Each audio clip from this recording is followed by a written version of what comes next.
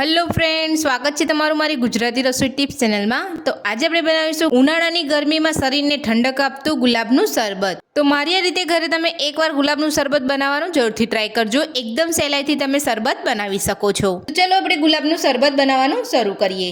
તો ગુલાબનું શરબત બનાવવા માટે આપણે અહીંયા ફ્રેશ ગુલાબ લીધા છે। તો આ રીતના જે દેશી ગુલાબ આવતા હોય છે એ જ લેવાના છે। તો શરબત બનાવવા માટે સૌથી પહેલા આપણે ગુલાબની પાંદડીઓ અલગ કરી લઈશું।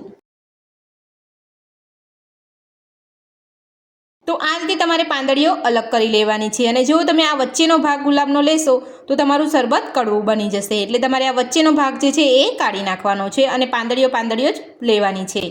તો એ જ રીતે આપણે બધી જ ફૂલની પાંદડીઓ અલગ કરી લઈશું। તો આ રીતે અહીંયા ફૂલની પાંદડીઓ કાઢ્યા પછી જ આપણે અહીંયા પાંદડીઓને ધોવાની છે। આખા ગુલાબ આપણે નથી ધોવાના। આખા ગુલાબ ધોઈશું તો જે વચ્ચેનો ભાગ છે એ બધો અંદર આવી જશે અને આપણું શરબત કડવું બની જશે। એટલે આ રીતે જ આપણે અહીંયા પાંદડીઓ બધી અલગ કરીને ધોવાની છે। તો ગુલાબની બધી જ પાંદડીઓને આપણે અહીંયા અલગ કરી લીધી છે। તો હવે આપણે એક વાસણની અંદર લઈ અને બધી જ પાંદડીઓને 2 થી 3 પાણીએ સરસ રીતે ધોઈ લઈશું। તો બધી જ પાંદડીઓને આપણે અહીંયા ધોઈ લીધી છે। તો હવે આપણે તેની અંદર 2 કપ જેટલું પાણી ઉમેરીશું। તો પાણી તમારે અહીંયા હુંફળું ગરમ લેવાનું છે, અહીંયા એકદમ ઠંડુ પાણી તમારે નથી લેવાનું। બધું જ પાણી આપણે અહીંયા સરસ ઉમેરી લીધું છે। તો હવે આપણે બધી જ પાંખડીઓ પાણી સાથે અહીંયા ગેસ ઉપર મૂકી દઈશું।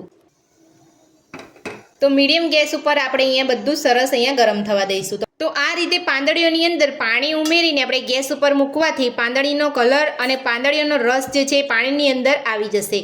તો ગુલાબની પાંદડીઓ કલર છોડે ત્યાં સુધી આપણે ગેસની મીડિયમ ફ્લેમ ઉપર થવા દઈશું। તો હવે આપણે શરબતની ચાસણી બનાવીશું। તો ચાસણી બનાવવા માટે મેં અહીંયા લાલ સાકર લીધી છે। જો તમારી પાસે પીળી સાકર યા તો તમારી પાસે વ્હાઈટ સાકર હોય તો તમે એ પણ લઈ શકો છો। તો આ 3 સાકર એકદમ સરસ ઠંડી હોય છે અને ઉનાળાની અંદર શરીરને ખૂબ જ ઠંડક આપતી હોય છે, એટલે આપણે અહીંયા ખાંડનો ઉપયોગ કરવાનો નથી। ખાંડ શરીર માટે બહુ હાનિકારક હોય છે અને આ જે સાકર છે એક શરીર માટે ખૂબ જ ફાયદાકારક હોય છે અને ઉનાળાની ગરમીમાં શરીરને ખૂબ જ ઠંડક આપતી હોય છે। તો અહીંયા સાકર લીધી છે મેં અહીંયા 700 ગ્રામની આસપાસ। તો જે મોટા સાકરના ટુકડા છે એટલે આપણે અહીંયા ખાંડની અંદર વાટી અને થોડા નાના કરી લઈશું।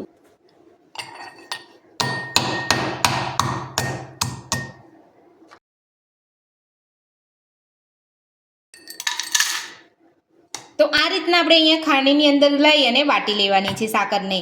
તો આ રીતે આપણે બધી જ સાકરને ખાયણીમાં લઈ અને થોડી થોડી કરીને વાટી લઈશું। તો બધી જ સાકરને આપણે અહીંયા વાટી લીધી છે। તો હવે આપણે ચાસણી બનાવીશું। તો ચાસણી બનાવવા માટે ગેસ ઉપર એક કઢાઈ રાખી છે। કઢાઈની અંદર 2 ગ્લાસ જેટલું પાણી ઉમેરીશું। પાણીને આપણે થોડું ગરમ થવા દઈશું। તો પાણી અહીંયા ગરમ થઈ ગયું છે। હવે આપણે તેની અંદર સાકર ઉમેરી દઈશું।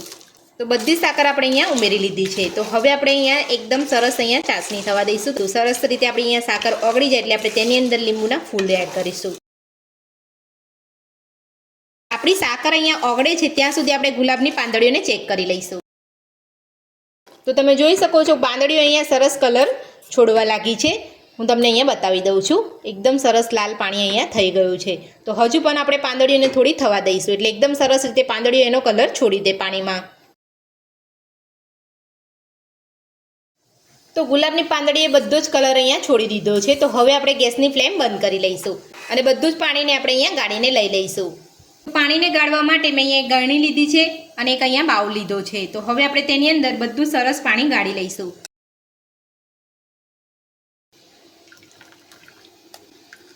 તો આ રીતે આપણે અહીંયા પાંદડીઓને દબાવી અને બધો જ રસ એનો કાઢી લઈશું। તો ગુલાબનું બધું જ પાણી આપણે અહીંયા કાઢી લીધું છે। તો હવે આપણે સાકરને ચેક કરી લઈશું। તો તમે જોઈ શકો છો આપણી બધી જ સાકર અહીંયા સરસ ઓગળી ગઈ છે। તો હવે આપણે તેની અંદર અડધી ચમચી જેટલા લીંબુના ફૂલ ઉમેરીશું। જો તમારી પાસે લીંબુના ફૂલ ના હોય તો તમે અહીંયા લીંબુનો રસ પણ ઉમેરી શકો છો। તો લીંબુના ફૂલ ઉમેરીને આપણે બધું સરસ મિક્સ કરી લઈશું। તો લીંબુના ફૂલ ઉમેરીને આપણે અહીંયા બધું સરસ મિક્સ કરી લીધું છે। તો આપણે ગુલાબની પાંદડીઓનું પાણી ગાળીને રાખ્યું હતું એ ઉમેરી લઈશું। તો બધું જ પાણી આપણે અહીંયા ઉમેરી લીધું છે। તો હવે આપણે અહીંયા બધું સરસ એકદમ ઘટ થાય ત્યાં સુધી આપણે અહીંયા થવા દઈશું। તો શરબત આપણું અહીંયા ઘટ બનીને તૈયાર થશે તો આપણે અહીંયા લાંબા સમય સુધી સ્ટોર કરી શકશું અને જ્યારે પણ ઘરમાં મહેમાન આવ્યા હોય કે આપણને પીવાની ઈચ્છા થઈ હોય ત્યારે આપણે ફક્ત 2 મિનિટની અંદર શરબત બનાવીને પી શકીશું। તો શરબતને આપણે અહીંયા આ રીતે હલાવતા જઈ અને સરસ અહીંયા ઘટ થવા દઈશું.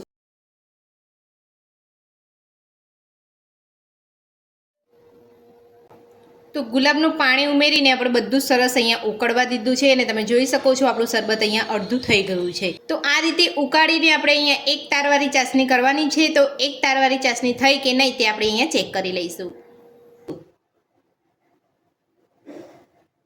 તો તમે જોઈ શકો છો અહીંયા એક તારવાળી ચાસણી આપણી બનીને તૈયાર છે. તો આ રીતે આપણે અહીંયા એક તારવાળી ચાસણી કરવાની છે. તો હવે આપણે ગેસને બંધ કરી લઈશું. તો તમે અહીંયા જોઈ શકો છો આપણા ગુલાબના શરબતનો એકદમ ઓરિજિનલ કલર આવ્યો છે. કોઈ પણ ફૂડ કલર આપણે અહીંયા નથી ઉમેર્યો. તો ગુલાબનું શરબત બનીને આપણું તૈયાર છે. તો હવે આપણે તેને એક બાઉલની અંદર કાઢી લઈશું. તો બધું જ આપણે એક કઢાઈની અંદરથી એક બાઉલની અંદર લઈ લીધું છે. તો હવે આપણે તેને ઠંડુ થવા દઈશું.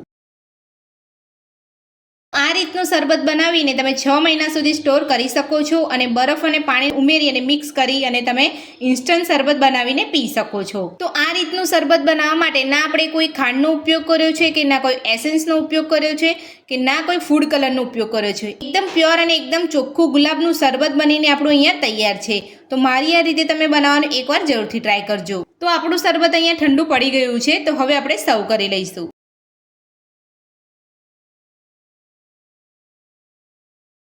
આ રીતે તમે શરબતને કાચની બરણીની અંદર ભરી અને 6 મહિના સુધી સ્ટોર કરી શકો છો.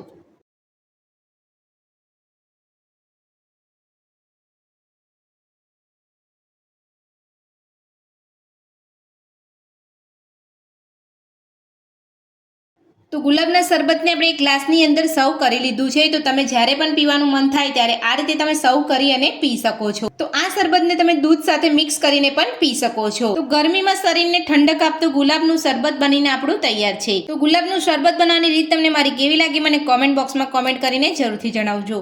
રેસીપી પસંદ આવી હોય તો વિડીયોને લાઇક કરજો, ચેનલને સબસ્ક્રાઇબ કરજો, તમારા મિત્રોને જરૂરથી શેર કરજો. Thank you.